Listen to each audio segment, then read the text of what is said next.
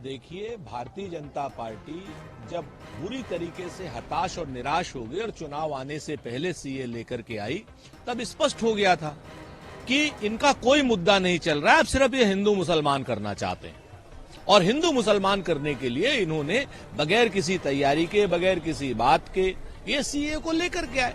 लेकिन पब्लिक बहुत समझदार है।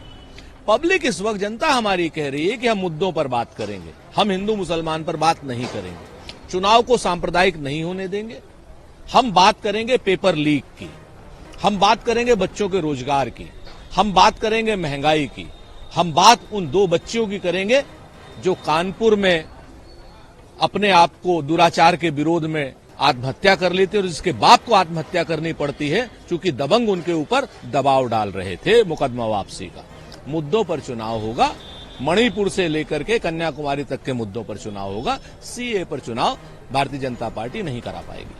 सर, ये एक स्टेप है टुवर्ड्स मेकिंग इंडिया हिंदू राष्ट्र। देखिए, ये ओवैसी साहब का जो बात होती है वो स्पष्ट रूप से भारतीय जनता पार्टी के पक्ष में होती है, क्योंकि चाहे वो मीडिया एजेंसीज हों, जैसे ही भाजपा कोई ऐसा कम्युनल काम करती है वैसे ही सबसे पहले कैमरे असदुद्दीन ओवैसी के पास जाते हैं, कभी सलमान खुर्शीद साहब के पास नहीं जाते।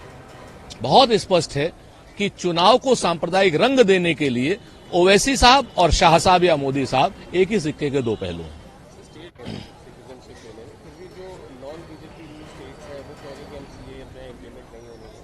जब बीजेपी रूल स्टेट अपने यहां कानून बना रहे थे तब तो आपने नहीं पूछा। बीजेपी रूल स्टेट कह रहे थे हमारे यहां सीए लागू हो गया, विधानसभा में पास हो गया, तब भी तो वही था ना, या तो किलो में मापिए या लीटर में तौलिए। सीधी सी बात है कि आप चुनाव को सांप्रदायिक जो लोग करना चाहते हैं उसको गैर भारतीय जनता पार्टी वाले दल मुद्दों पर रखना चाहते हैं, सामाजिक समरसता पर रखना चाहते हैं। और बहुत स्पष्ट है, राज्यों की जो अनुसूची है उसमें राज्य को विशेषाधिकार हैं।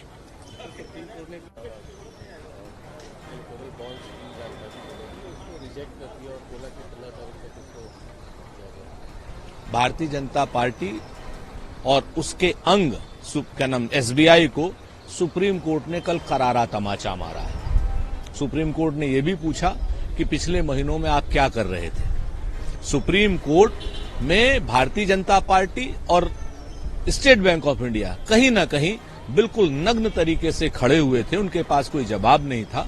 सुप्रीम कोर्ट का इस बात के लिए धन्यवाद। अब सुप्रीम कोर्ट को ये जरूर चाहिए कि वो देखे कि इलेक्टोरल बॉन्ड जिसे किसे किसे दिए गए हैं और उसके बदले में क्या क्या फेवर हुए हैं। ये हिंदुस्तान की जनता के साथ जो विश्वासघात किया है और हिंदुस्तान की सरकार में जो जितना बड़ा घोटाला हुआ है, ये घोटाला अपने आप सामने आ जाएगा।